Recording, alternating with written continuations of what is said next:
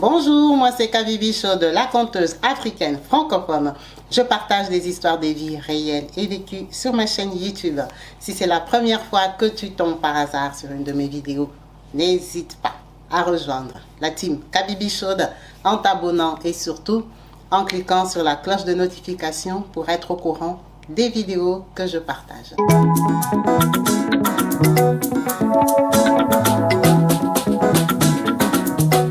Partout dans le monde, sans exception, abonnez-vous sur la chaîne YouTube Kabibi Show TV.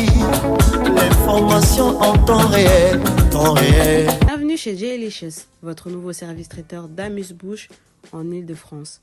Que vous organisez un événement en famille, en entreprise ou encore un mariage, Jaylicious est là pour vous servir. Plongé dans un univers de saveurs afro-occidentales, agrémenté par la street food canadienne avec notre mini burger poutine. Un voyage en Afrique avec le Macam Burger, pour finir par le Mwam Burger et sa sauce cacahuète typique. Vous serez transporté dans un voyage unique avec nos saveurs sucrées, du cheesecake au bissap, au tiramisu, au baobab. Nous proposons 4 formules différentes selon vos préférences, de la formule mini avec la box Yomi de 25 pièces à la formule Max Diamond où vous pourrez composer votre box selon vos envies. Jaylicious ne se contente pas d'être un simple service traiteur. Vous savez, nous nous engageons à soutenir les plus démunis. 5% de nos bénéfices seront reversés à l'association PASSEF by Kabibi Show et Goma Espérance. Les commandes se font exclusivement sur notre site internet www.jaylicious.fr. En ce moment, vous pouvez participer à notre jeu concours pour tenter de gagner une box Golden. Il vous suffit de liker, commenter notre page Instagram Jaylicious by Nkabi. Le gagnant sera annoncé le 2 mars prochain. Alors, qu'attendez-vous?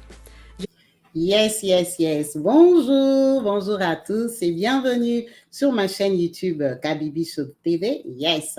En chaleur, je suis heureuse de vous retrouver tous nombreux, connectés et branchés, actifs et présents sur ma chaîne. Merci à vous tous qui n'avez pas hésité à me rejoindre en vous abonnant et surtout à cliquer sur la cloche de notification pour être au courant des vidéos que je partage et surtout quand je suis en direct. Comme je vous ai déjà averti dans les vidéos précédentes, que sur ma deuxième chaîne Kabibi Loba, on partage des histoires de vie, jusqu'à 6 histoires tous les jours à partir de 17h30. Donc, n'hésitez pas de me rejoindre là-bas en direct. Comme ça, vous pourrez aussi participer et commenter, donner vos avis respectifs aux personnes qui vont nous appeler et partager leurs histoires. Donc, aujourd'hui, on vient avec une histoire d'une maman, une maman de la team, une sistou, une maman active. Vraiment, merci beaucoup, maman. Notre maman nous a partagé son intimité, son histoire de vie, pour encourager déjà une personne, pour donner l'exemple de sa vie et sa force. Elle nous dit ceci. Kabibi, moi, maman Patricia, je suis une maman congolaise. Yes, elle est de la République démocratique du Congo, donc du Congo-Kinshasa. Elle nous dit qu'elle est Muzombo. Muzombo, je crois que c'est dans le Bas-Congo. Elle est Muzombo, des pères et des mères. Son histoire ne commence pas par elle, mais commence par ses parents. Son papa était un Congolais. Son histoire a commencé en Europe. Son papa a fait des études en Belgique. Son papa a fait des études à l'école militaire, école royale militaire. Et il a fini comme spécialiste en balistique. Spécialiste en balistique, donc c'est une spécialité dans leur truc de l'armée là. Alors quand il est rentré au Congo, le président Mobutu l'a nommé. Donc quand on le nomme, on lui donne des postes. Et leur papa, il avait rencontré leur maman en Belgique. Il a pris leur maman, il l'a ramené en Afrique. Vous voyez l'amour d'avant là. Donc la maman, on l'a envoyée aussi en Belgique. Elle arrive, elle rencontre l'amour. Elle rentre au Congo. Ils rentrent tous les deux. Ils travaillent, ils mettent au monde premier enfant, deuxième enfant, ça se passe très bien. C'est le président Mobutu qui est au pouvoir. On lui donne un bon poste, on le défère à Lubumbashi. Leur papa part à Lubumbashi dans le Katanga. Commence à quitter là-bas. Il met au monde notre sœur Patricia. Quand il met au monde Patricia, chez Patricia, chez eux, ils sont 7. 5 garçons et 2 filles. Patricia fait parmi les derniers enfants. Donc, elle est, je crois, l'avant-dernière ou 2 après elle. Donc, grandissent, vous voyez bien qu'elle a beaucoup d'argent. Elle s'étudie à l'école belge. Elle dit, Kabibi, moi, depuis que je suis née, la seule école que je connaissais, c'était l'école belge. Donc, vous voyez un peu les niveaux de vie. Les parents, ils se sont rencontrés en Europe, donc ce sont des gens qui sont tout le temps en Belgique. Donc, elle, les voyages, elle dit, elle ne connaissait même pas Kinshasa, parce que Kinshasa, c'était le tremplin. Ils quittaient Lubumbashi, tremplin Kinshasa, pan Espagne, pan Belgique, pan Paris, pan. Donc, belle vie comme vous entendez là. Donc, rentrer dans la bourgeoisie. Mais seulement, Patricia, est que quand il grandissait, quand il a commencé à prendre conscience, à l'âge de 7-8 ans, elle trouvait sa maman très méchante. Très méchante, sa maman et sa grande sœur. Très méchante. Sa maman, en tout cas, pour une dame qui avait que 2 filles, l'injustice était palpable. Palpable. Maintenant, le problème est que Patricia ressemble beaucoup à son papa. En fait, Patricia, elle a un doute si sa maman, c'est sa maman. Si sa maman qui l'a élevée, c'est vraiment sa mère biologique. Parce qu'elle lui dit, Kabibi, que ce soit moi ou ma soeur, toutes les deux ressemblent à papa. Ça veut dire que ma soeur et moi, on se ressemble. Après, les garçons, c'est pas grave. Hein? Même si tu regardes, tu ne ressembles pas à tes frères, c'est pas grave. Ce sont des jolies filles, mais qui ressemblent à leur papa. En tout cas, quand tu regardes leur papa, il y a les traits. Du coup, sa maman commençait à la maltraiter. Maltraiter dans la bourgeoisie. Dans le sens où lui rappeler qu'elle était moche. Comment tu peux avoir ta fille? C'est ta fille, ta petite fille, ta cadette. Mais toi-même, tu lui dis qu'elle est moche, qu'elle n'a pas de forme, qu'elle est bizarre. Donc, sa maman lui brisait le moral tellement fort qu'elle a commencé à douter, est-ce que cette femme, c'est vraiment ma maman? Elle dit, maintenant, le problème est que c'était papa qui était toujours de mon côté. Alors que souvent, c'est l'inverse. Bon, pas souvent, c'est l'inverse. Parfois, les mamans sont comme ça. Mais son papa était toujours de son côté, son papa la soutenait, son papa la gâtait, son papa lui achetait tout. Mais la maman l'a insulté et tout et tout. Et la grande sœur aussi. Elle dit, quand elle était petite, elle a su ça comment? Une fois elle est partie à l'école, elle a dit qu'à Bibi, c'était au temps là, on était des enfants. Tu as peut-être 10 ans, des choses comme ça. Un garçon t'écrit une lettre d'amour. T'écrit une lettre d'amour et tout ça. Lui aussi, il a 10 ans, c'est un petit garçon. Maintenant, elle est rentrée à la maison, elle a lu la lettre d'amour, elle a montré à sa grande sœur. La façon que sa grande sœur avait fait la publicité, ça, que ce soit à la maison, que ce soit à l'école belge. Elle a fait la publicité. Donc, elle est apparue comme une fille qui aime déjà les garçons, pendant qu'elle avait 10 ans. Et son papa lui parlait beaucoup. Donc, elle ne pouvait même pas oser tomber enceinte. Donc, elle a découragé. Elle dit, c'était parmi les signaux qui montraient que ma grande sœur ne m'aimait pas. Elle m'accusait chez maman et tout ça. Maman me faisait des nkos, comme on dit chez nous. Donc, elle faisait des différences, quoi. Mais on grandissait, nous tous, on avait les mêmes noms, les enfants des papas. On allait tous en vacances. Donc, elle évolue comme ça. Elle fait des connaissances à Lubumbashi, là-bas. Elle tombe particulièrement sur une copine qu'on va appeler Charlie. Elle fait l'amitié avec Charlie et se sont connus à l'école belge. Donc, Charlie aussi, c'est l'enfant de quelqu'un. Elle évolue. Après, il y a les troubles dans le Katanga, à Lubumbashi, au Congo démocratique. À un moment, il y avait eu des troubles ethniques. Donc, à cette période-là, son papa, il est du Bas-Congo, non? Il n'est pas du Katanga. Ça veut dire qu'on chasse tout le monde. On n'a pas dit seulement, oh, les Balouba, non. Tout le monde, vous n'êtes pas de chez nous, allez vous dégarpisser. En plus, son papa occupait un très, très grand poste. Il avait beaucoup d'argent. On a dit, pourquoi ce poste-là, on va mettre quelqu'un du Bas-Congo, pendant qu'il y a des gens du Katanga. Allez, dégarpis. Elle dit, tu vois, nous, quand on est parti à Kinshasa, on ne savait pas qu'on n'allait plus rentrer. On est parti, on a tout laissé comme ça, on est arrivé à Kinshasa. Après, papa a compris que c'était fini, c'était la fin. Malgré qu'il était militaire là, il ne pouvait pas rentrer à Lubumbashi. Heureusement, comme il avait l'argent, il avait une très belle maison à la Gombe. Ce sont les enfants de la Gombe. Vous voyez que leur papa a l'argent depuis qu'il est au Congo. Il avait sa maison, donc il arrive, il s'installe. Il a l'argent, non? Mobutu était encore au pouvoir. Mais c'est seulement dans le Katanga, il y avait les troubles. Mobutu le renomme. On ne va pas donner des précisions si c'est général, si c'est colonel, si c'est quoi ou quoi, mais il a un poste à Kinshasa, dans l'armée. Parce qu'à la base, il est militaire. Il a son poste, ça veut dire qu'il garde le même train de vie. Elle est toujours à l'école belge, même à Kinshasa. Donc, ils évoluent bien et tout ça.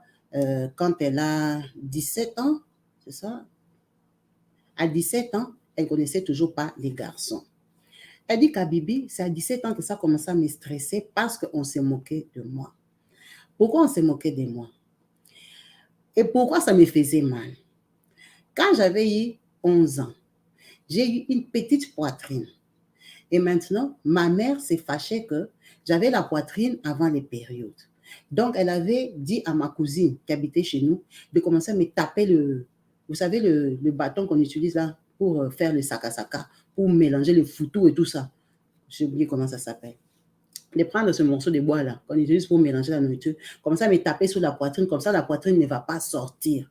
Parce que c'est une honte d'avoir la poitrine à 11 ans. Donc maintenant, elle ne sait pas si c'est à cause de ça qu'elle n'a pas de poitrine. Elle dit maintenant, imagine, moi j'ai grandi sans poitrine. Sans poitrine, donc on lui a tapé le bâton là peut-être pendant 2 ans pour que la poitrine ne sorte pas. Alors que sa soeur, elle avait déjà la poitrine, parce que sa soeur là est vraiment sa grande soeur. Ok, elles ont pas une différence de 56 ans, c'est sa grande soeur. Donc, elle, quand elle grandit, du coup, on lui dit qu'elle est moche et tout ça, elle est complexée. Et maintenant, elle a 17 ans. Toutes les filles de 17 ans ont des copains. Commence à se moquer d'elle à l'école. Complexe, complexe, complexe. Ah, ce n'est pas grave. Elle est arrivée jusqu'à 18 ans, elle a serré les cœurs. Elle dit un jour, il y a des amis à leurs parents. En tout cas, elle les a connus chez les amis des papas et maman. Elle dit qu'Abibi, on va dans une fête. Ces enfants-là, les amis des parents, c'était des kimbanguistes.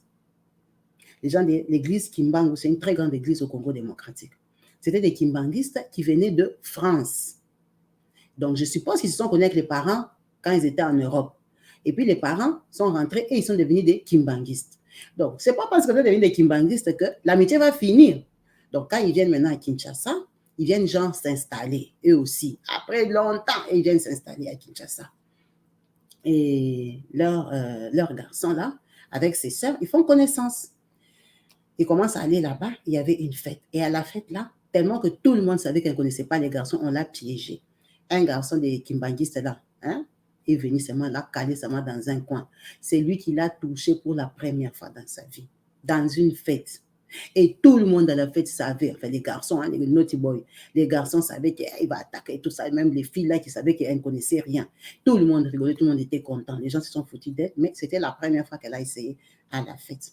Elle dit, maman, c'est moi les jours là que j'ai essayé à la fête. C'est les jours là aussi que la grossesse est entrée. Même si après, on a fait peut-être 3 semaines. Après, je suis encore allée. Tu vois? Donc, j'ai fait comme un genre sortir avec lui, mais ça avait commencé à la fête. Quand lui, on n'a même pas fait 5 fois. La grossesse était déjà entrée. C'est pour ça que je sais que c'était entré à la fête. Parce que quand on calculait ma grossesse, et par rapport aux 5 fois qu'on avait fait rapide là, la même semaine, la grossesse était entrée les jours de la fête. Qu'est-ce qui se passe quand elle tombe enceinte? La maman, bien sûr, qu'elle est scandalisée, fâchée, vraiment. La maman fait genre, tu es une mauvaise fille. OK. Le président Kabila est parti. Mobutu est parti. En tout cas, je ne sais pas c'est quelle période, mais en tout cas, à l'époque, là, elle dit, le président Kabila avait envoyé les gens à Kitona, les militaires. Je crois que Mobutu était déjà parti. Les militaires, les gens de l'armée, les gens qui sont ici, les Congolais savent, il les envoyait à Kitona, je ne sais pas si c'était pour faire quoi, ou bref, il envoyait les anciens militaires là-bas, et il y avait aussi un groupe qui partait en Afrique du Sud. Maintenant, elle, son papa, tellement qu'il était autorité, on l'a mis dans les groupes de l'Afrique du Sud. Donc, leur papa était en Afrique du Sud, elle enceinte. Elle dit, imagine maintenant la torture. Maman m'a fait ça. En plus, ma soeur n'avait pas accouché. Ma soeur était déjà beaucoup plus grande. Elle était à l'université. Maman m'a maltraité et tout ça. On était coincés à Kinshasa parce que papa, c'était quelqu'un de Mobutu. Il a travaillé le président Mobutu. Donc, tous les voyages qu'on faisait là, aller en Belgique et tout ça, niet, fini, pas moyen de sortir du Congo, coincé. Tout le monde avait fui sauf nous. Nous sommes restés. Bon, après, papa n'avait pas fui parce que son travail, ça ne l'impliquait pas directement avec la présidence. Il n'avait pas de problème. Mais seulement, les postes qu'il utilisait, les gens estimaient que c'était un poste que Mobutu lui avait donné, même s'il se connaissait très bien. Donc, papa n'avait pas fui. On est resté là-bas, mais on est resté coincé à Kinshasa, on ne peut pas sortir du Congo. Papa l'a envoyé en Afrique du Sud. Après, il est rentré. J'avais déjà accouché. Papa commençait à me prendre en charge et tout ça. Ça s'est passé bien. J'ai fondu, j'ai maigri, j'avais les soucis. Maintenant, quand papa est rentré, imagine toute la grossesse, papa était en Afrique du Sud. Il était très fâché contre maman, comment on a laissé que j'ai accouché là-bas. Maman n'a fait aucun arrangement, aucune initiative avec la famille là et tout ça. Papa avec toujours esprit militaire, il est parti menacer la famille là. Hein? Elle venait d'accoucher genre que le bébé a les 2 mois. On est parti menacer la famille là et tout ça. La maman a dit de toute façon, elle ne voulait pas amener Patricia dans cette famille-là, parce que ce sont des sorciers. Ce sont des sorciers, ce sont des gens des kimbanguistes là, ce sont des sorciers. Elle ne veut pas. Elle ne veut même pas un mariage là-bas. Patricia n'avait qu'à accoucher à la maison, c'est fini. Donc, c'est pour ça qu'elle ne l'avait pas amené. Donc, le papa s'est fâché, comme tout était à sa charge à lui. Quand il est parti les voir, malgré c'était des amis d'Europe, prise de tête, il a dit pas faire arrêter leur enfant. Esprit militaire, qu'est-ce qu'ils ont fait? Comme ils avaient l'argent ou ils avaient les papiers de France, ils ont fait comment? Ils ont fait fuir leur fils. C'est comme ça qu'ils ont fait fuir leur fils. Au lieu de les faire fuir même en France, les fils sont partis jusqu'aux États-Unis. Donc, ce garçon-là n'a pas reconnu l'enfant, n'a rien fait. Le beau-père voulait le faire arrêter, il est parti aux États-Unis. Donc, elle reste avec l'enfant à Kinshasa. Comme les deux familles ne s'entendent pas, l'enfant a la charge de son papa. Elle dit qu'à Bibi, tu ne peux pas imaginer la honte que j'avais. Ma soeur, même les gens qui étaient restés à Lubumbashi, là, de l'école belge, avec qui on ne se fréquentait pas, elle racontait à tout le monde que moi, j'avais mis au monde. On m'a engrossé. Moi, on m'a engrossé. Moi, on m'a engrossé. Moi, on m'a engrossé. Donc, elle utilisait ça comme une arme pour me détruire. Et maman l'a encouragée. J'ai serré les cœurs. J'ai commencé aussi à étudier. J'ai commencé, moi, comme ça, les cours. Elle fait 2 ans. Il y a un garçon là qui vient de la Belgique. Ce garçon-là, c'est un garçon qu'elle a connu à Lubumbashi. Vous voyez, ils étaient à l'école belge à Lubumbashi. Donc, c'est un garçon de l'école belge, se connaissent bien. Ah, et tout ça, il est venu à Kin et tout parce que lui, il cherche une femme. Il s'est intéressé à elle. Il a dit que non. Moi, comme je suis comme ça, j'ai un enfant, je ne sais pas si tu avais appris et tout. Oui, j'avais appris et tout et tout. Qu'est-ce qui s'est passé? Elle a dit seulement, le papa de mon enfant, il est parti aux États-Unis. Elle a refusé d'expliquer toutes les longues manches là. Le garçon dit, il veut l'épouser. Les parents sont d'accord. Bon, c'est une fille mère. Hein. À l'époque là, au Congo, c'était mal vu parce que ce que je vous raconte ici, notre sœur a accouché en 1996. Donc, c'est l'année d'après là que son papa était parti en Afrique du Sud ou avant, ou un truc comme ça, bref. Mais elle a eu son enfant en 96. Donc, le garçon, il s'intéresse à elle. Les parents acceptent, si tu veux, tu la prends. Mais il ne s'intéresse pas à elle en 96, c'est vers les 99, des choses comme ça. Donc, le garçon, elle accepte, on vient, on la prédote. Quand on la prédote, le garçon, il a les papiers en Belgique, il vient, il demande, il fait toutes les démarches. Elle, c'est quelqu'un qui est connu déjà à l'ambassade, il voyageait. Elle a eu son visa. Quand elle a le visa, là, ils sont partis en Belgique. Ils arrivent en Belgique, là-bas, c'est au mariage avec le monsieur qui vient de l'épouser.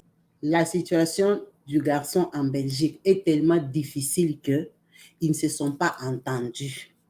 Ils ne se sont pas entendus, cette maman qui nous a appelés ici.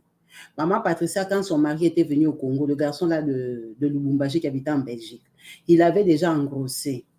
Vous comprenez bien qu'il n'est pas venu pour un voyage et puis il a épousé. Non, il avait fait 2-3 tours, il est venu, il est parti, il est venu doter et tout ça. Elle était déjà enceinte à terme. Elle dit, Kabibi, est-ce que tu te rends compte que quand moi je suis arrivée en Belgique, j'ai fait 20 jours de mariage. 20 jours, 1, 2, 3, 4, 5, jusqu'à 20. Le mariage est terminé. Le mariage est terminé, elle s'est retrouvée là-bas en Belgique avec un enfant toute seule. Le papa l'a déjà chassé. Le mariage est terminé, il a préféré abandonner l'argent qu'il avait donné dans sa famille. Elle dit à cette époque-là, sa grande sœur, Luna, on va appeler sa grande sœur Luna. Sa grande sœur Luna, elle était déjà en France. Elle était partie en France à sa façon. Comme elle avait débrouillé seulement, elle a trouvé les visas. Elle est partie en France parce qu'elle, notre sœur Patricia, elle était fille-mère. Donc, les parents ont accepté d'envoyer Luna en France. Luna était en France, elle faisait sa vie. Elle est venue au mariage en Belgique. Elle dit, en tant qu'une grande sœur, tu peux m'intéresser ta sœur qui vient en France et tout ça. Bon, elle ne l'a pas intéressée, c'était avant Schengen. Donc, la sœur, elle lui dit que reste seulement là-bas, la vie est partout et tout et tout. Quand elle cause avec elle, ça a l'air normal. Alors que sa grande sœur prend les micros. Vous voyez les enfants de l'école belge, la plupart sont en Europe. Elle raconte à tout le monde la vie de sa petite sœur, jusqu'à dire que le papa de son enfant l'avait laissée parce qu'elle sortait avec des généraux, des amis de leur papa. Ça, elle dit que c'est ça que sa petite sœur faisait à Kinshasa. Alors que sa petite sœur, quand on l'avait engrossée, déjà qu'elle était traumatisée, son papa voulait faire arrêter le copain. Le copain a fui. C'est ça qu'elle raconte que sa petite sœur faisait. C'est pour ça qu'on l'a abandonnée par le père de sa première fille. Il est parti aux États-Unis. Quand elle apprend cette réputation-là, elle est en Belgique dans les perdements, toute perdue. Elle essaie de recontacter le père de sa première fille. Il lui confirme que oui, sa grande sœur à elle lui avait dit à lui qu'elle sortait avec un général qui était l'ami de leur papa. C'est pour ça qu'il l'avait abandonné. Parce que quand il est parti aux États-Unis au début, là, il essayait d'appeler un peu. Après, justement, il a coupé le contact. Parce que sa grande sœur racontait qu'elle sortait avec un général. Elle dit, Kabibi, cerise sur le gâteau, c'est quoi? Papa a fait des études à l'école militaire royale en Belgique. Il a un bon ami à lui, M. Pierre. Monsieur Pierre, là, c'est un Belge qui connaît très bien les parents parce qu'ils se sont rencontrés en Belgique. Donc, moi, je suis en Belgique, elle est en France. Ce n'est pas Schengen. Quand moi, je suis là, avec tous les problèmes que j'ai contacté M. Pierre. Papa a permis, non, appelle-le et tout ça, parce que le bandit, là, t'a amené en Belgique, il t'a abandonné avec l'enfant. Donc, M. Pierre, là, l'ami de papa, il a commencé à m'aider et tout ça. Lui, il était genre militaire aussi, hein, de la Belgique. Il m'a aidé avec sa femme et tout ça, à trouver un logement et tout. L'enfant de son ami. Kabibi. Quand ma soeur vient au logement, là, mais c'est Pierre, il connaît papa, c'est notre papa à nous deux. Il vient voir ma soeur, ah, ça va, Luna, et tout, et tout. Et il va rester avec moi, il va prendre mon petit enfant là, et tout, et tout. Dès que ma soeur est partie comme ça, jusqu'au Congo, tout le monde savait que moi, je sortais avec M. Pierre, et M. Pierre faisait des attouchements à ma deuxième fille. Pendant que ma première fille est à Kinshasa, chez les parents. Ah, réputation salée. Elle racontait ça à tout le monde. Donc, moi, j'ai une réputation d'une fille qui sort avec des papas. Imagine ta propre sœur dit que toi, tu sors avec un colonel ou des généraux à Kinshasa. Maintenant, j'arrive en Belgique, elle dit que je sors avec l'ami des papas, mais c'est Pierre. Donc, les gens comme ça me regardaient comme une fille qui a déjà perdu la boule. C'est comme ça que ça me dépasse, je prends sur moi. Comme le papa de mon enfant était belge, j'avais mes papiers, je me dis je dois me battre et tout ça. Je commence à travailler, elle commence à se battre, travailler. Elle a un enfant avec elle, elle cherche à faire venir son enfant qu'elle a laissé au Congo. Le petit boulot qu'elle fait, ça ne l'arrange pas. Elle s'est dit qu'elle va commencer à faire les commerces. Elle a les papiers, elle prend le visa, elle va en Inde. Elle achète les tissages. Elle se bat, elle vient tomber sur une école hôtelière en Belgique. L'école hôtelière, là, l'accepte comme élève dans la classe des chefs. Donc, elle commence la formation des chefs. Quand tu étudies, tu n'es pas rémunéré. Maintenant, pour survivre, elle fait quoi? Elle part en Inde, elle achète les tissages. Elle part, elle m'a dit qu'elle partait encore à Dubaï. Et puis, elle a commencé à aller aux États-Unis. Elle partait acheter les Ralph Lauren, elle partait acheter les écharpes, Cachemire, elle faisait le commerce, elle a commencé à faire les commerces, elle me dit les Bazombo font beaucoup de commerce. Elle commence à se battre quoi, comme une jeune fille, une femme mère, vraiment que je ne veux pas dormir. Vous voyez qu'elle a grandi dans de bonnes conditions chez eux. Les parents sont restés coincés là-bas au Congo. Chez eux, très mal vu. Sa grande sœur là-bas à Paris, elle s'est tapé un mec. Avec son mec là, ils ont dit non, elle part au Congo présenter au papa, l'enfant chéri. Tout ça, elle ne sait pas, elle sait que sa grande sœur la critique. Elle est dans sa galère. L'enfant qui a échoué, tu es parti au mariage 20 jours. Imaginez un peu le cachet qui est dans ta famille. Mariage de 20 jours, tu as fui, même le mariage n'est pas resté. Tu t'es tapé encore un bébé là-bas, donc mal vu. Donc les parents même, c'est moi le papa qui, de temps en temps, il cause avec elle, il comprend, il la soutient, encouragement. Sa grande sœur part avec son copain à Kinshasa. Ils arrivent, ils passent leur séjour à la maison, parce que chez eux, c'est à la Gombe. Ils ont une grande maison. Les gens ont déjà commencé à partir. Vous voyez qu'elle, notre sœur Patricia, elle fait partie des derniers enfants. Donc, la maison est vide. Les parents peuvent recevoir les enfants. 50 000 € sont perdus dans leur maison. On a volé 50 000. Elle m'a dit dollars. 50 000 $. On a volé 50 000 $ à son papa pendant le séjour de sa grande sœur et son fiancé de Paris dans la maison. Elle dit, Kabibi, tu te rends compte que cette histoire est passée sous-marin comme ça. Même moi n'a jamais dit.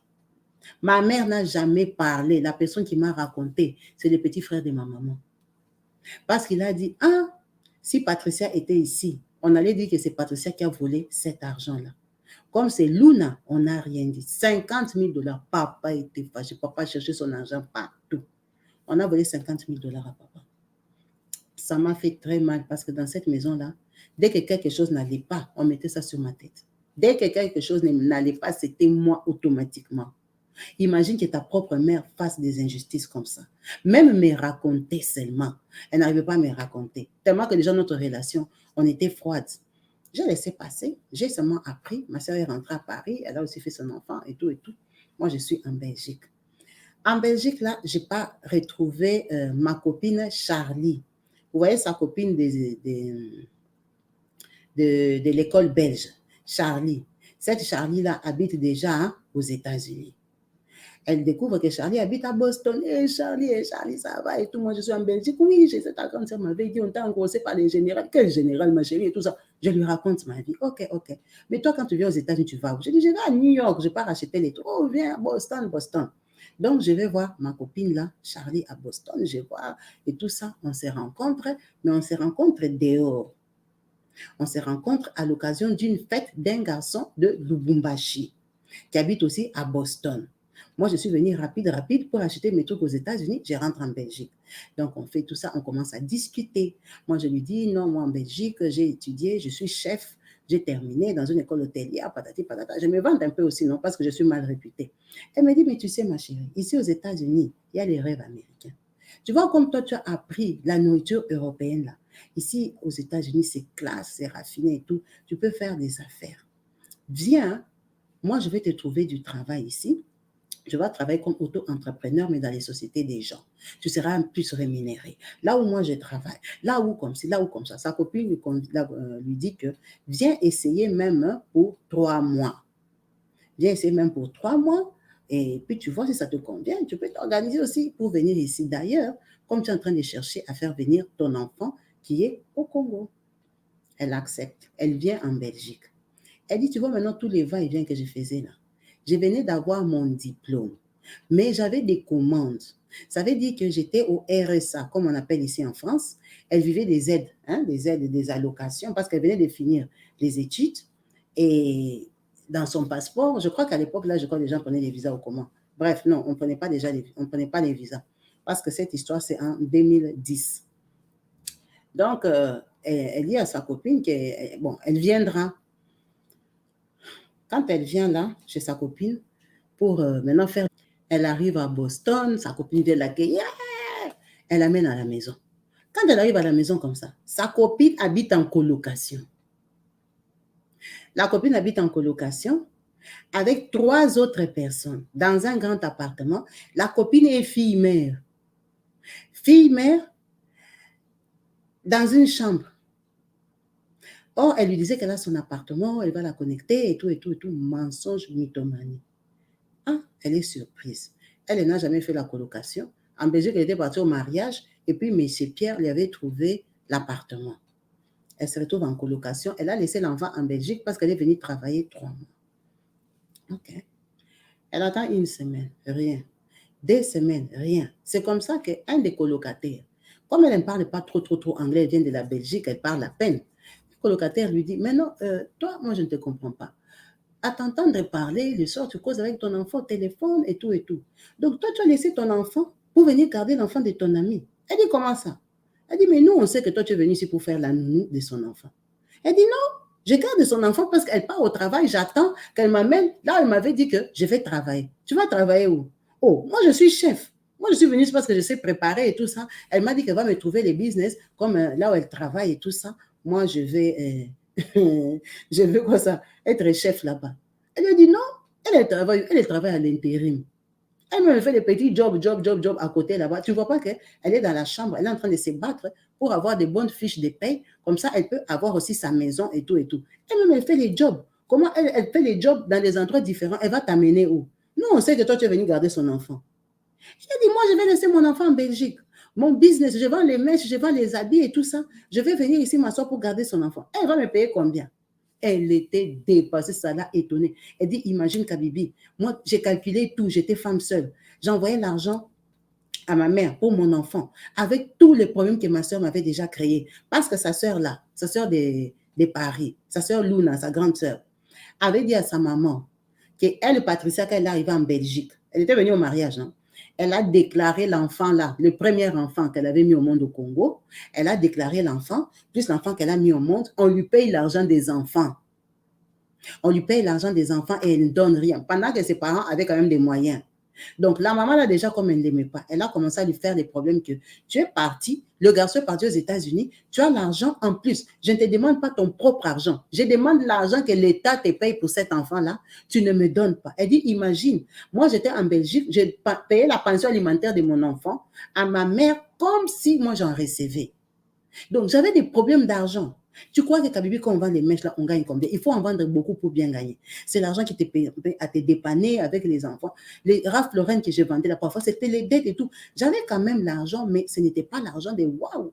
tu vois, plus mes petites allocations que j'avais, j'arrivais à me maintenir. Le rêve qu'elle m'a vendu, American Dream, je suis arrivée, je me disais, je vais taper 3 mois, j'ai calculé tout ça par rapport à ce qu'elle m'avait dit. Je vais rentrer, j'aurai un bon coup, je vais acheter une voiture et tout ça. J'avais les projets. Alors que je suis venue faire nounou. Nounou, c'est ma copine de Lubumbashi. Je suis restée bouche bée. J'avais acheté un billet aller-retour pour 3 mois. J'avais acheté un billet discount, donc je ne pouvais pas changer mon billet. Mon argent était calculé. La personne qui avait gardé l'enfant, on s'était déjà bien convenu. Je ne pouvais pas revenir comme ça un matin, remets-moi mon enfant et tout. Et puis, j'étais préparée psychologiquement que je suis venue faire les cailloux, faire le job.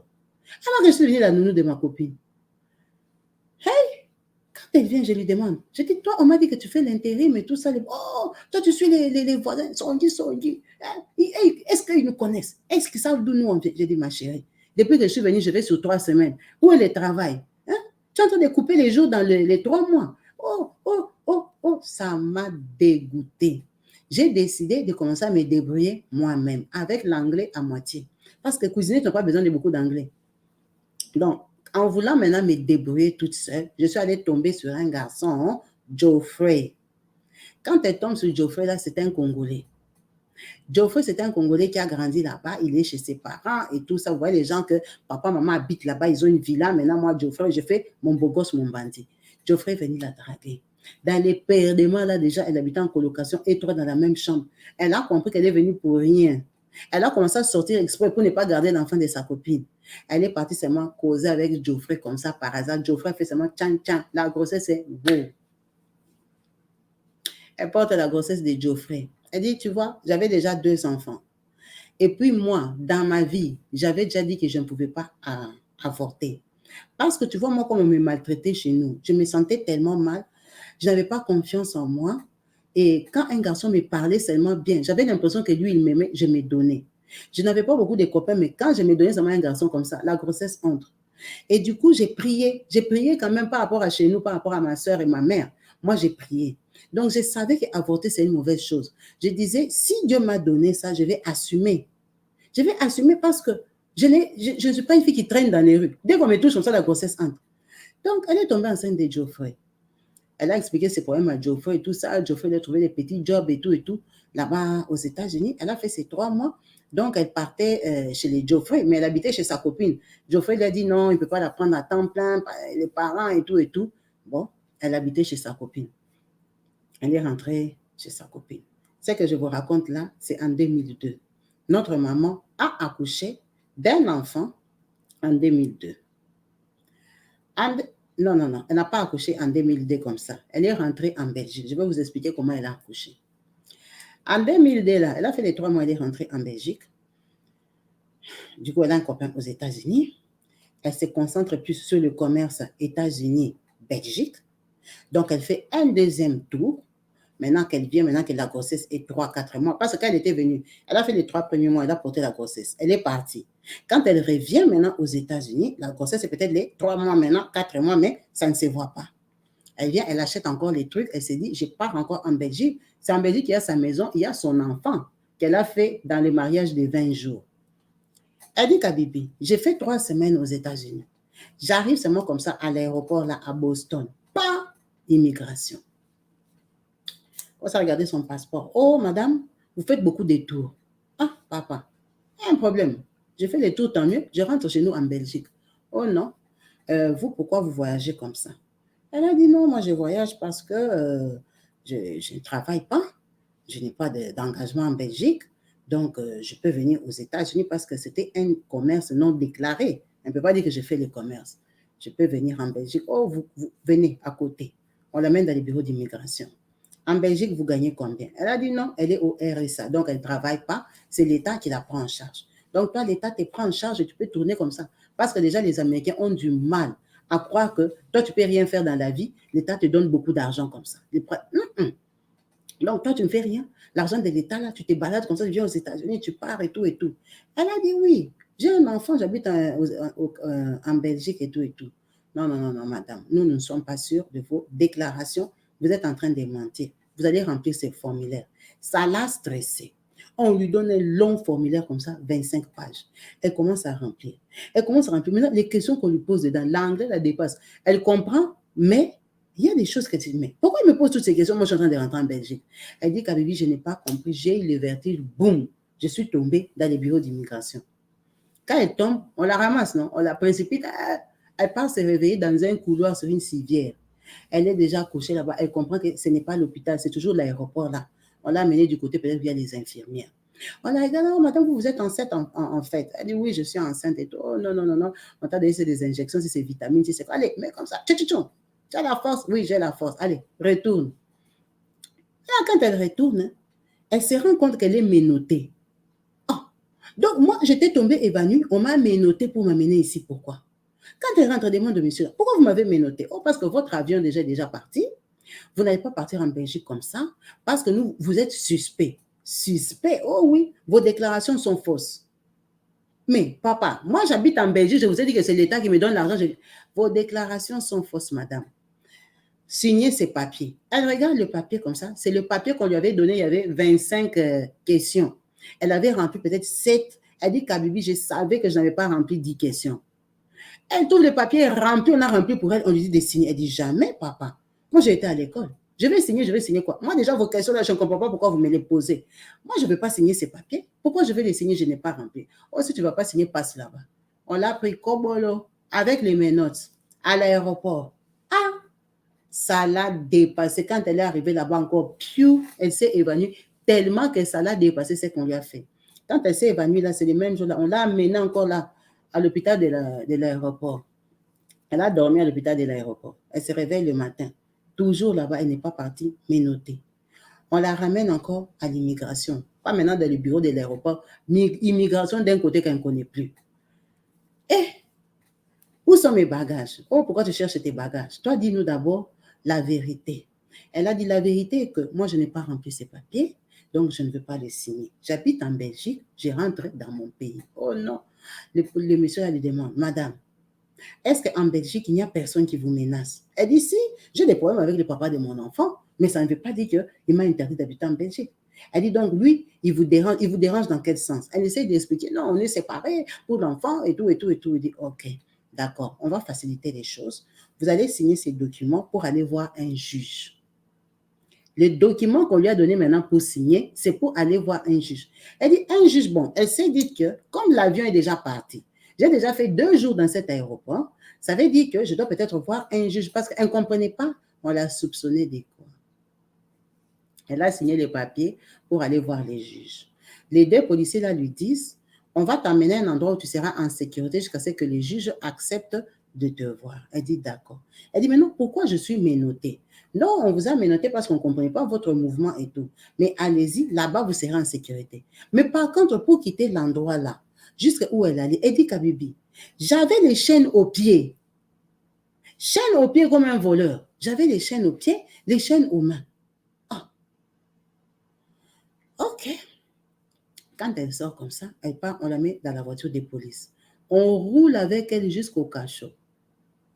Jusqu'à la prison. On l'amène en prison. Oh. Quand elle arrive en prison, elle comprend pas, elle dit, attends, nous tous on a regardé les films à la télé. Elle dit, mais avec les barreaux comme ça c'est pas la prison. Mais moi je fais quoi pour qu'on m'amène ici attendre un juge? On l'a considérée comme immigrée, comme quelqu'un qui est venu demander l'asile pendant qu'elle voulait rentrer en Belgique. Elle arrive là-bas dépassée avec la grossesse, si c'est des 4 mois. Elle va prévenir qui et comment, on lui a arraché les téléphones, tout. On la jette en prison. En prison, là, elle part tomber sur une Ivoirienne qui s'appelle Clarisse. Clarisse sait parler français, c'est pour ça qu'elle se rapproche. Clarisse, c'est une Africaine. Oh, c'est comment? C'est quand Clarisse lui dit, ah, ma chérie, ici, là, il y a les gens qui sont venus demander l'asile. Elle dit, mais moi, je ne cherche pas l'asile. C'est eux qui m'ont demandé qui peut me faire du mal en Belgique. J'ai dit le papa de mon enfant. Comment lui va considérer ça comme l'asile? L'asile, c'est quand quelqu'un vient peut-être du Congo ou bien quelqu'un même vient de France. Il a fui là-bas, il demande l'asile. Mais moi, je cherche à rentrer. Oh, ils ont décidé de te mettre en sécurité. Elle est restée en prison jusqu'à 7 mois de grossesse. Elle a tapé 3 mois de prison.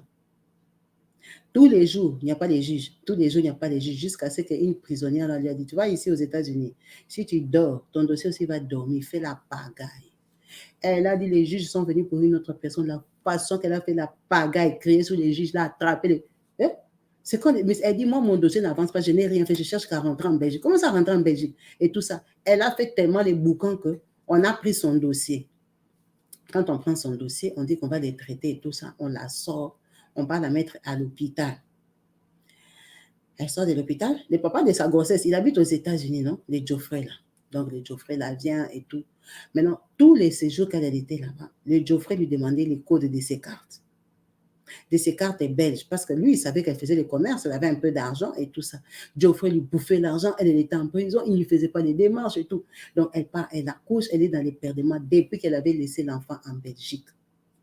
Qu'est-ce qui s'est passé avec l'enfant? Quand on l'a arrêtée à l'aéroport, ce jour-là qu'elle partait en Belgique, elle venait d'acheter les habits de mariage pour son grand frère. Son grand frère devait se marier au Congo. Comme toi, tu fais les va-et-vient, on savait qu'elle était commerçante dans la famille. Achète-moi un beau costume en Belgique, vraiment, aux États-Unis. Elle achète tout. Elle arrive à l'aéroport, on l'arrête. Donc, les costumes n'arrivent pas. Son voyage pour lequel elle rentrait en Belgique, elle devait prendre sa fille, là, qu'elle a mis au monde en Belgique, l'amener au Congo pour la première fois au mariage de son frère. C'était ça le programme. Comme elle, quand elle est arrivée en Belgique, elle est partie ressusciter l'amitié de son papa et M. Pierre, le militaire belge. Donc, M. Pierre aussi était invité à la fête de Kinshasa. Maintenant, elle, on l'a arrêtée, elle était portée disparue aux États-Unis. Chez eux, on l'a traitée d'irresponsable. Vous voyez bien qu'elle était en contact avec M. Pierre en Belgique. Qu'est-ce qu'il fait? Il récupère l'enfant, il part avec l'enfant quand même à la fête au Congo démocratique et il fait quoi? Il laisse l'enfant là. Parce qu'eux, ils ne savent pas elle est passée par où. Elle est en prison. Elle était en prison aux États-Unis. Dans sa famille, on la cherche. Pendant ce temps-là, moi, j'accouche aux États-Unis, on me met au foyer. On me met au foyer, Geoffrey me fait bien comprendre que je ne peux pas habiter chez eux et tout ça, c'est dur, c'est compliqué. Je dois rentrer en Belgique, mais je ne peux plus rentrer en Belgique parce que maintenant, je n'ai plus de papiers. Je suis au foyer, je dois être comme quelqu'un qui a demandé l'asile aux États-Unis. Ça m'énerve, ça me dépasse. Je commence à fuir le foyer pour aller chez Geoffrey. Geoffrey, il habite avec ses parents, mais quand même, c'est aménagé de façon que lui, c'est comme s'il a un appartement dans la maison de ses parents. Kabibi, je commence à aller là-bas parce que j'ai l'enfant. La maman, là, elle sait très bien. Elle accepte. On part là-bas comme si c'est la malchance, maman. Je suis encore au foyer. J'arrive comme ça, c'est moi dans les blagues, là, les toucher, laisser là-bas. Pan, la grossesse. La grossesse, j'ai le bébé. Je n'ai pas encore quitté le foyer. Je n'ai pas les papiers en Belgique, aux États-Unis. Ça me dépasse, ça me met hors de moi. Ça me met hors de moi. Ça fait que avec Geoffrey, ça commence les disputes. Pourquoi? Quand j'avais aimé Geoffrey, j'étais en position de faiblesse chez ma copine. Après, quand je suis repartie en Belgique, il a compris que je me débrouillais, j'avais l'argent. En fait, c'était un garçon genre, je ne me rendais pas compte parce que lui, il me montrait l'amour. Moi, on ne m'avait jamais montré l'amour chez nous, on me critiquait, on me cassait et tout ça. Donc, lui, comme il m'avait montré l'amour, l'affection et tout ça, et puis les États-Unis, ça m'impressionnait, même si dans ma tête, je me disais jamais que je viendrais habiter ici. Mais en ce moment-là, on était bien. Je ne me rendais pas compte que c'est moi qui lui donnais l'argent. En fait, Geoffrey, c'était comme mon gigolo. Maintenant, quand j'arrive aux États-Unis, c'est pour ça que quand moi je suis arrêtée, il me demande mes codes de carte et tout ça parce qu'il achetait les choses sur Internet. Avec mon argent, j'ai laissé l'enfant en Belgique.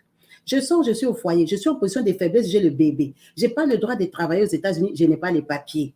Malgré qu'il a reconnu l'enfant. Je pars, je me tape une deuxième grossesse. Ça me met hors de moi. Je commence à râler, à crier parce que je n'ai pas l'argent. Geoffrey et moi, on commence les problèmes. Un jour, Geoffrey m'a tapé. Tapé dans la maison devant sa maman. Sa maman a trouvé ça normal. Ça m'a dépassé. J'ai appelé la police et tout. C'est à cause de ces troubles-là. Quand la police s'est rendue compte que j'étais enceinte, c'est ça qui m'a donné mes papiers.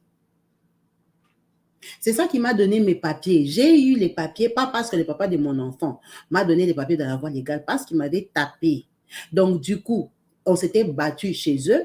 On m'a coupé à moins 100 mètres parce que j'habitais au foyer. C'est moi qui suis allée chercher les problèmes. Sa maman l'a défendu et tout ça. Imagine un peu les palabres. Mais de nous trois, ils ont compris que c'est moi qui étais en position de faiblesse. J'étais enceinte et j'avais un bébé. Ils m'ont régularisé.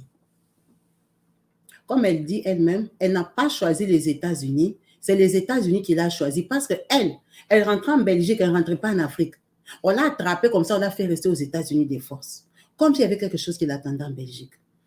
Ah, enfin, elle a les papiers. Elle dit maintenant, imagine, pendant cette procédure-là, des papiers, non, j'étais enceinte et tout ça, j'ai accouché sans papier. J'ai accouché mes 2 enfants là, sans papier. Tout ça, on était au procès, Kabibi, un jour. Je suis assise au foyer comme ça. J'étais avec les 2 enfants. Foyer, vraiment des chambres, hein, tu vois, vraiment foyer. Je reçois un appel, c'est le Congo. Mon grand frère est en train de pleurer pour me dire que papa est décédé. Papa a fait un arrêt cardiaque. La seule personne sur terre qui m'aimait, la seule personne qui me comprenait, la seule personne qui pouvait me défendre, la seule personne qui arrivait à dire que là, vous avez menti, ce n'est pas elle. Malgré tout ce qu'on racontait sur moi, imagine, je venais d'accoucher le 4e enfant. J'étais au foyer. Chez nous, on savait que j'étais au foyer. Quand j'ai appris seulement ça, j'ai entendu ça. Je me rappelle que j'ai crié « Ah !» Je me suis réveillée avec un policier qui me mettait la lumière dans les yeux. De la chambre au policier qui me mettait la lumière dans les yeux, je n'ai pas compris. Apparemment, quand on m'a dit que papa est décédé, j'avais jeté le téléphone. J'étais dans la chambre. Je suis sortie pieds nus. J'ai commencé à courir. J'ai commencé à courir, j'ai laissé les enfants. Je suis sortie de l'immeuble. J'ai commencé à tourner tout le foyer. Pas dans l'enceinte, hein, sur la route. Donc, c'est comme si tu tournes tout le quartier, non? Donc, si le foyer, l'immeuble du foyer ici, après il y a les magasins, il y a tout ça. À un moment, ça va couper, non? Ça va tourner, ça va faire la route, avec les routes qui coupent là. Tous les quartiers coupent. Quand j'ai tourné ce foyer-là. Maintenant, la façon que j'étais sortie, d'étaler, j'ai couru. Tout le monde est resté bouche bée, même les gens du foyer, ils ont compris que mais elle a piqué une crise de folie ou quoi. Je suis sortie, j'ai crié, j'ai couru, j'ai parti. En fait, la police m'a attrapé, m'a donné double patte. Parce que on m'a dit, madame, arrête-toi. J'ai couru, donc on pouvait me cogner par la voiture. Quand la police m'a attrapé là-bas, en fait, c'est les policiers qui m'ont fait tomber parce que je ne pouvais pas m'arrêter. J'avais déjà fait peut-être 4 tours de temps que la police vienne là. Moi, je faisais que courir. Les gens du foyer sont sortis comme ça. Ils me voient, je passe, les autres sautent, vont regarder au coin de la rue. Mais il fait que courir. On m'a appelé la police. Quand les policiers m'ont attrapé, m'ont donné double patte que je suis tombée, ils m'ont maîtrisé, ils m'ont demandé c'est quoi. J'ai dit, je pars au Congo. Je pars au Congo. Donc, dans ma tête, j'ai parti au Congo à pied. J'ai parti au deuil de mon papa. J'ai parti au Congo à pied. C'est comme ça, moi, elle dit, dès qu'elle est paniquée, elle ne parle plus l'anglais. Tout l'anglais disparaît. Elle me dit, je pars au Congo, je pars au Congo, je pars au Congo. Les policiers l'ont porté, on a appelé les pompiers ou les ambulanciers, là, on l'a chargé dedans, on l'a injecté. On l'a injecté pour qu'elle se calme. Elle dit, Kabibi, on m'a injecté comme ça. J'avais 2 enfants que j'ai laissés au foyer. Donc, tout ce qui me disait là même, je ne comprenais pas, je me rappelle seulement de la lumière. Et puis, je disais que je pars au Congo, je pars au Congo. Je ne sais pas si ils avaient compris. Mais on m'a injecté, on m'a mis dans les trucs de l'ambulance. On est passé avec moi. Moi, mon cœur, c'est moi qui. Peut-être qu'on part même à l'aéroport, je pars au Congo. Quand elle arrive là-bas, on l'a fait descendre. On appelle les infirmières, la sorte. Come here, come here, come here. On l'a fait entrer comme ça. Psychiatrie.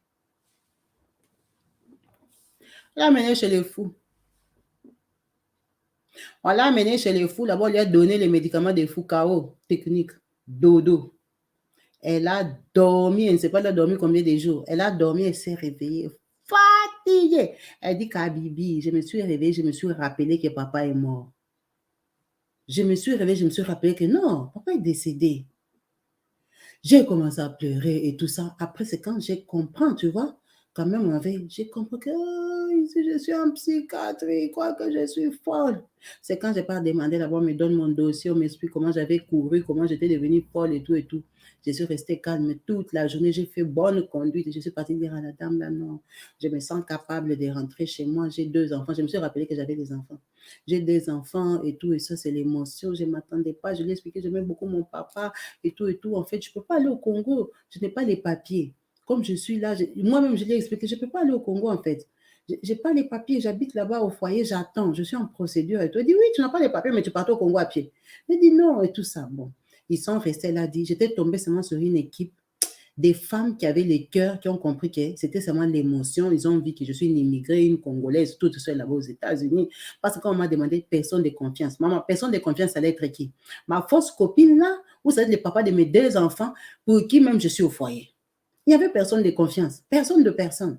À part la fille que j'avais connue en prison, quand on m'avait arrêté. Mais quand on m'avait arrêté, à l'époque là, cette fille-là, je ne sais plus où elle était partie. On causait au téléphone, mais ce n'était pas une personne de confiance qui était là-bas à Boston. Parce qu'elle m'a dit qu'elle allait même jusqu'à Portland. Son foyer, c'était à Portland ou un truc comme ça. Donc, ces femmes-là ont seulement décidé de la sortir. Elle a dit, si on entend encore que tu as crié là-bas, tu viendras habiter ici. Pas, tu as les enfants. On lui a fait signer des papiers et tout ça. On lui a donné une voiture qui l'a ramenée au foyer parce qu'elle était pieds nus. On l'a ramenée au foyer. Elle rentre au foyer, toute seule. Elle commence les deuils. Elle a pleuré son papa. Elle a déprimé. Elle dit, mais Dieu l'a consolée. Elle dit, c'est à cette période-là qu'on m'a donné les papiers. On m'a donné les papiers, j'étais pauvre. J'habitais au foyer, j'avais rien. Rien de rien. Avec des petits-enfants, un mec con qui ne te donne rien et tout, la vie a commencé difficulté. Je suis sortie d'abord du foyer. J'ai commencé à chercher la maison. J'ai commencé à travailler, les petits boulots. Pourtant, j'étais chef. Maintenant, l'anglais. J'avais appris l'anglais en prison, l'anglais au foyer, l'anglais. J'ai commencé à me battre comme ça. Et elle a commencé à faire les boulots. Elle a commencé à trouver des boulots. Elle a fait une petite formation, c'est sans comptabilité, c'est sans quoi, pour compléter son diplôme parce qu'elle, à la base, elle est chef. Elle a fait une formation, elle a commencé à travailler. Elle dit, ma chérie, la première fois que je suis allée aux États-Unis, c'était en 2010. Quand tout ça qu'elle me raconte là, nous sommes déjà en 2014. En 2014, un jour, elle est sur Facebook. Il y a une fille là seulement qu'elle connaît qui habite dans un autre État. Elle lui dit que non, elle voit sa photo sur Facebook et tout ça. Elle commande, non? La fille a posté, si c'est, on cherchait du travail. Tu vois, comme les gens parfois postent, les gens qui aiment mentir aux gens qui, oh, chez Auchan, on a fait les soldes et tout ça. Elle dit, la fille a posté que chez Oracle Digital, on cherche les gens. On cherche quelqu'un, si c'est quoi. Du coup, elle écrit, qu'est-ce qu'il cherche chez Oracle? Moi aussi, j'ai un petit diplôme. Je dis, c'est comment? Elle dit, attends, si tu veux, tu es intéressé, je t'envoie le formulaire. La fille lui envoie, elle a demandé beaucoup de diplômes. Ils étaient en train de chercher quelqu'un de diplômé pour faire le travail des account exécutifs. Executive account. Donc, elle ne remplissait pas les critères. Elle a dit seulement le courage des Congolais KBB. J'ai dit non, je vais postuler. On ne sait jamais. De toute façon, ça ne me coûte rien. Elle me dit, mais je peux te coacher. Hein. Postule d'abord si tu te convoques. Parce qu'ils cherchent vraiment. Si tu te convoques, je peux te coacher un peu l'interview parce que moi, je m'y connais et tout. Parfois, c'est bien de connaître les gens intelligents qui ont étudié. Elle a postulé aussi. On lui a répondu, oh madame, si tu veux, tu viens pour l'interview et tout ça. Sa copine l'a coaché. Tu dis comme ça, tu dis comme ça, tu dis comme ça. Elle est partie. Comme elle est aussi intelligente de nature et pédicabibi, la galère va te donner l'intelligence. Elle va t'ouvrir le cerveau. Quand tu arrives là-bas, on te pose des questions, mais elle dit que c'était seulement la volonté de Dieu. Moi, j'ai eu un travail avec un diplôme, mais il m'en fallait 3 en fait. Il fallait être moins qualifié. Je ne remplissais pas les critères. Elle ne remplissait pas les critères. Quand ils ont signé le contrat, ils savaient qu'elle ne remplissait pas les critères. Ils lui ont dit, ils vont lui payer d'abord 75 000 $ par an parce qu'elle allait apprendre sur l'État et on allait la former dans la boîte. Elle dit, tu vois, moi, j'ai travaillé là-bas de 2013, c'est 2014, à 2021. J'ai commencé à 75 000 $ en 2021, tellement qu'ils m'ont formé que j'ai rassuré, confirmé ma place. Je touche 150 000 $ par an. C'est ça son salaire. Elle dit qu'elle a eu ce travail-là, c'était un travail stable. Elle avait les papiers. Elle a acheté une maison. Elle m'a dit que sa maison est dans un quartier de villas.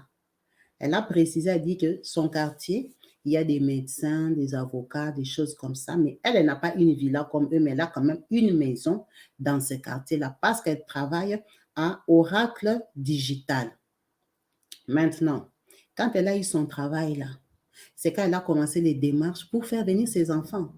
Elle a fait quoi? Elle a dit, je pars au Congo. Imagine, je pars au Congo, c'est 12 ans après Donc, 12 ans après qu'elle ait quitté le Congo.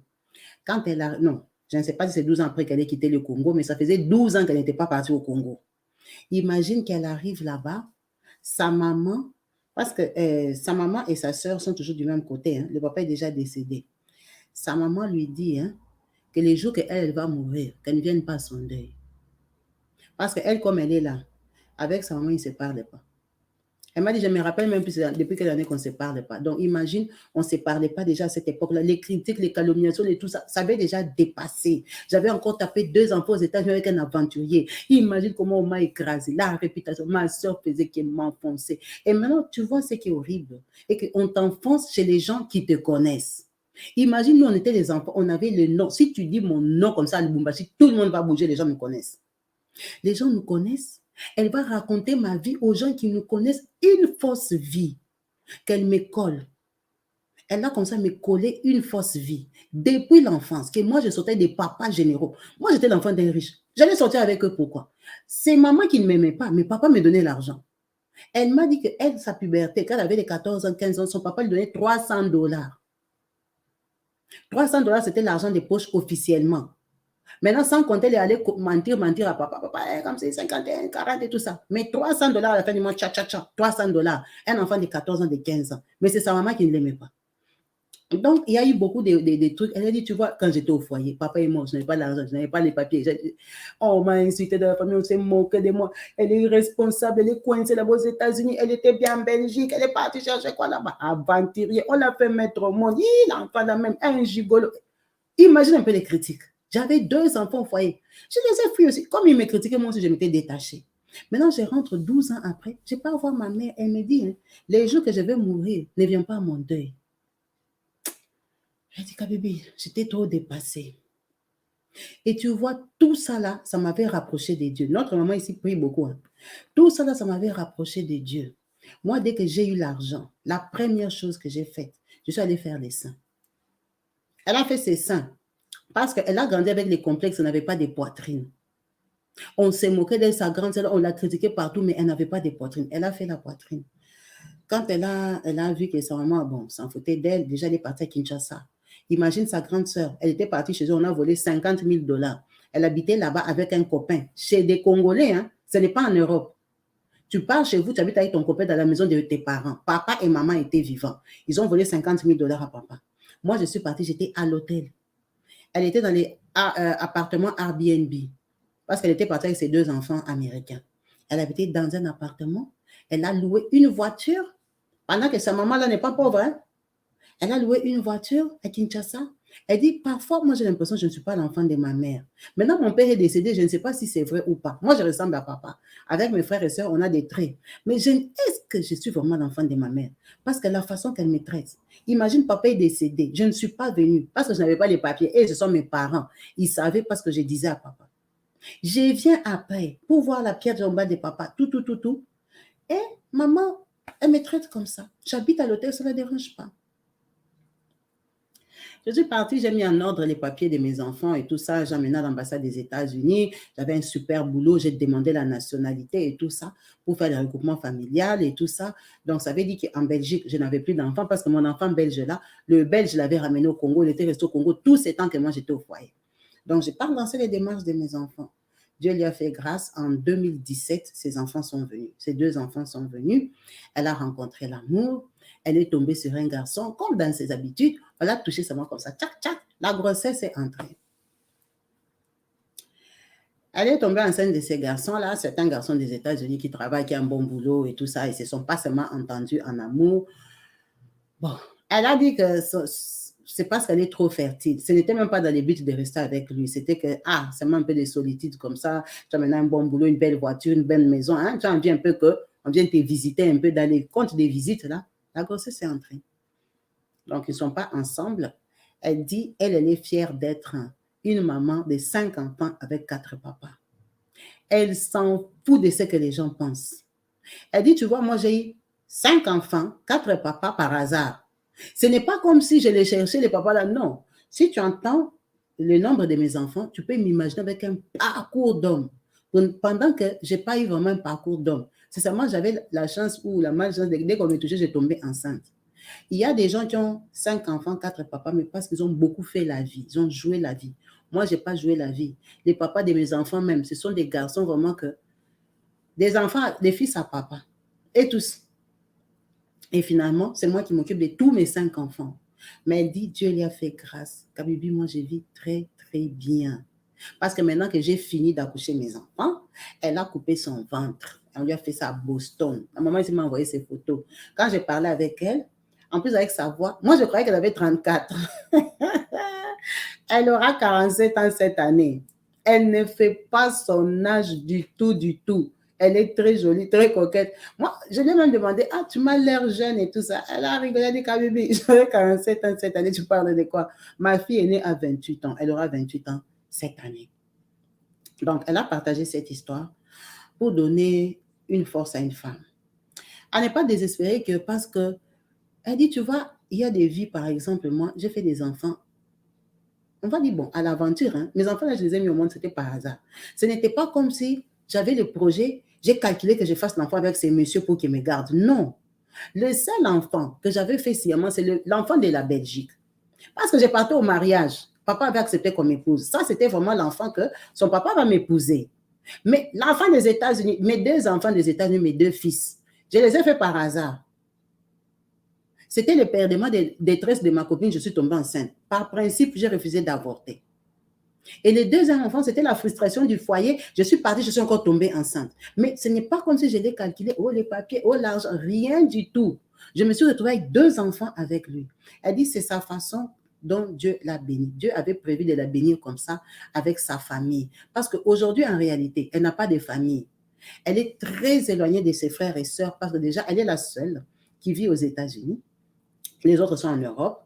La maman est au Congo. Avec toutes les déchirures et tout ça qu'il y a eu dans la famille, les blessures et tout ça, elle est isolée aux États-Unis et aujourd'hui, sa famille, c'est ses enfants. Elle dit, imagine, moi j'ai 47 ans, j'ai une fille de 28 ans. Donc, avec ma fille, on s'entend très bien. Ma fille, c'est ma copine. Depuis longtemps, ma fille, c'est ma copine. Marie, qu'elle habitait au Congo. On parlait tout ça, elle m'expliquait comment on la faisait, tout ça. C'était pas grave, j'envoyais l'argent directement à mon enfant. Tu vois. Et c'était même bien, comme elle était grande, elle gardait pour moi mon enfant de la Belgique. Mes enfants sont venus, Kabibi, nous sommes intimes, nous sommes copines. Elle m'a envoyé les photos de ses enfants, comme elle-même, elle est comme une petite fille. C'est comme ses petites sœurs. Et s'habille, se maquille et tout ça, parce que ce sont des grandes filles. L'autre des 96, hein, l'autre des 2002, après il y a les petites des États-Unis là et tout ça. Elle dit, c'est comme des copines. Elle dit, c'est ça ma nouvelle famille. Dieu m'a béni, j'ai un bon travail. C'est vrai que la société, là, Oracle, après le confinement, ils ont fait presque faillite. Ils ont viré beaucoup de gens. Elle dit beaucoup des sociétés avaient les Amazon et tout ça. C'était des sociétés des États-Unis, là, qui avaient enlevé les gens. Elle en faisait partie, mais elle avait déjà une bonne base. C'est une maman qui a fait sa société personnelle. Elle a sa société personnelle, elle a ses projets. Elle dit qu'elle aime beaucoup le Congo. Elle a envie d'aller s'installer au Congo, à Lubumbashi. Elle a envie d'aller faire un projet là-bas. C'est une maman. Une fois, en fait, elle m'avait appelé parce qu'elle avait des projets de... bon, on ne va pas dire ses projets à la télévision, mais elle m'avait contacté pour un projet qu'elle est en train de voir, que si ça finit, on va faire la publicité ici sur Kabibi Show. C'est une femme très entreprenante qui gagne bien sa vie, qui vit bien. Aujourd'hui, avec son expérience des oracles, elle fait des remplacements dans des grosses compagnies. Elle n'a pas encore pris un travail stable, mais c'est financièrement, elle est déjà très, très, très bien assise parce qu'elle dit, tu vois, j'ai souffert des manques d'amour. Je souffrais des manques d'amour et de mes maris, et de la famille, et de qui que ce soit. Dieu, comme j'ai prié seulement, tu vois. Moi, j'ai prié, même si j'avais quand même une vie, parfois, j'ai tombé, mais j'ai prié. Dieu savait que j'ai prié. Kabibi, la vie que j'ai aux États-Unis, je ne l'aurais jamais eu en Belgique. Elle dit, tu t'imagines, moi, je ne suis pas venue demander l'asile, les États-Unis m'ont attrapé. Je suis passée, comme elle dit, de rien à tout. J'ai habité dans des foyers, j'étais comme une homeless. Je n'avais pas de maison, mais aujourd'hui, quand j'entre avec ma voiture comme ça, je regarde mes voisins, je regarde les voitures qui passent. Donc, j'ai la vie que mon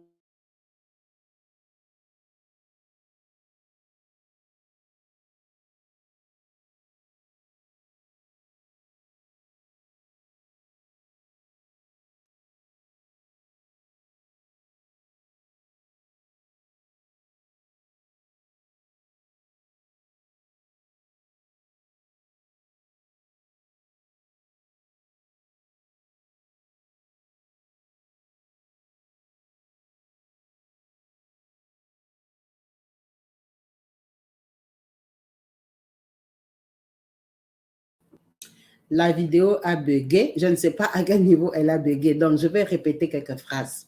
J'ai dit qu'elle a partagé cette histoire pour donner la force à une femme, pour encourager une femme seule, pour dire que c'est possible. Les circonstances peuvent venir. Les difficultés peuvent venir, mais il faut rester positif et prier. Et croire que même si on est mal réputé, même si c'est des calomnies, que tu es obligé de porter parce que quand ça vient de ta propre famille, qui va te croire? Ta seule grande sœur avec qui vous avez grandi, qui te connaît, va raconter que toi, tu sors avec des généraux. Il y a des gens qui pensent que les enfants que j'ai, il y en a qui sont des enfants des vieux généraux, des Mobutu. Imagine. Moi, j'étais aux États-Unis, là. Ma soeur m'a collé que je sortais avec un général à l'ami des papas. Kabibi, là où moi j'habitais, et là où lui il habitait, rien à voir, 8 heures de vol. Mais nous sommes aux États-Unis. Donc, ta propre sœur t'est salie comme ça. Tellement qu'elle me méprisait. C'est pour ça que cette fille-là, de Lubumbashi, m'avait fait venir pour me faire nounou chez elle. C'est ta propre famille qui te brise. Mais tu vois, sur moi, ce qu'ils ont craché, ma vie que j'ai, ma sœur ne m'arrive même pas à la cheville. Et ce sont les gens qui entendent l'héritage des papas. Ils attendent que maman meure pour qu'ils se partagent ça. Ils ont besoin de ça. Ce que moi j'ai, je n'attends pas leur héritage. Je ne suis même pas dedans. Dieu m'a béni. Imagine, j'ai fait combien d'années avec 150 000? Parce que moi, on m'a pris, j'avais 75 000 par année. Ils m'ont formé. Donc, 2 ans après, j'avais déjà mes 150 000 par année. J'étais femme seule. Elle n'aura jamais l'argent que j'ai eu. Moi, ma maison m'appartient. Ma maison, c'est déjà pour moi. Je l'ai déjà acheté, fini. C'est ma maison. Aux États-Unis et dans quel quartier? Dans son quartier, elle m'a dit, ce n'est pas les quartiers où tu vas entendre les balles, les gens se tuent sur la route. Non. Elle dit, ma soeur ne m'arrive même pas à la cheville. Elle est là calée en France, elle n'a pas de mari, elle a mis au monde aussi ses enfants, gauche et droite comme ça, mais chez elle, c'est propre. Comme ses copains qui lui faisaient des enfants. Elle a mené chez les parents. C'est propre, c'est justifié. C'est justifié, mais c'est pour moi qu'elle raconte partout ce qu'elle veut. Elle voulait partager son histoire et une force à une maman. Merci beaucoup, maman Patricia. Merci pour ton partage. Merci de nous avoir partagé ton vécu qui n'a pas été facile, mais qui a une belle fin. Tu as vraiment été béni parce qu'aux États-Unis, là, il y a des gens qui dorment dehors, effectivement. Il y a des immigrés qui ne se sont jamais en sortis. On a raconté beaucoup d'histoires ici, ça n'a pas toujours été évident. C'est vrai que la plupart du temps, je commence à croire que les mamans qui ont raconté leurs histoires ici des États-Unis, elles ont eu des départs difficiles, mais je crois qu'elles ont toutes réussi. Ça me fait penser à la maman qui avait raconté son histoire, qui aujourd'hui, elle avait des enfants et des Américains et tout ça, qui aussi aujourd'hui a acheté une maison et tout. Je crois que ces rêves américains-là, il est quand même offert aux courageux, aux personnes déterminées, aux gens qui ont la volonté et qui continuent à se battre. Donc, on encourage les gens qui sont dehors de ne pas désespérer malgré les dires des autres. Les gens voient que les négatifs. Par rapport à ton passé, par rapport à la réputation qui te colle, ils te souhaitent que les négatifs. Mais si toi, tu mets ça dans ta tête, ça va s'accomplir. Restez focus et restez positif. Continuez à croire. Continuez à prier. Dieu bénit qui il veut, comme il veut et quand il veut. En tout cas, merci à vous tous d'avoir suivi cette vidéo jusqu'à la fin, en espérant qu'elle n'a pas beaucoup bugué parce que je ne peux pas contrôler. Je suis en train de me filmer, en espérant vous retrouver branchés et connectés très prochainement sur ma chaîne YouTube Kabibi Show TV. Peace and love chez vous. Bye. Partout dans le monde, sans exception, abonnez-vous sur la chaîne YouTube Kabibi Show TV. L'information en temps réel, temps réel. Allez. Oh, partout dans le monde, Bibalete, Kakamoko, c'est Kabibi Show TV. Allez, s'abonner, s'abonner, abonnez-vous massivement. S'abonner, s'abonner, abonnez-vous massivement. S'abonner, s'abonner, abonnez-vous. Oh maman Kabibi, moi si Amayele, maman Kabibi, maman Yama Solo, maman Kabibi, la chaîne est actuelle, maman Kabibi, information dans la source, oh, en temps réel, on parle de la réalité, de nos vies et nos parcours. que nous traversons chez Maman Kabibi, nous recevons des conseils, des avis de qualité. Dans la team Kabibi Show, la team de qualité, c'est la team d'exception. Oh Maman Kabibi, Maman africaine, Maman Kabibi, Bendele ya mboka chez Maman Kabibi, moi si kitoko Maman Kabibi, la sagesse, la différence, elle nous parle des histoires réelles, l'histoire vécue, remplie des émotions, avec éloquence, classe, la maman de la francophonie, Maman Kabibi, Kabibi Show TV, Maman Kabibi, Maman ya bana, Maman Kabibi, Maman ya boboto, Maman Kabibi, Kabibi Show, Kabibi wetwe. La team Kabibi Show TV, Bendele ya mboka topesi olongonya.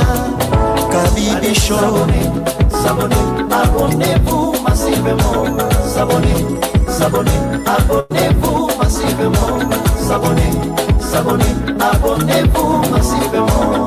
Topanza sango ya Kabibi Show TV, toyoki na matoi tomoni na miso tondimi, tobeteli yo maboko. La team Kabibi Show, Kabibi Show, Kabibi Show. Abonnez-vous massivement. Abonnez-vous massivement. Abonnez-vous massivement.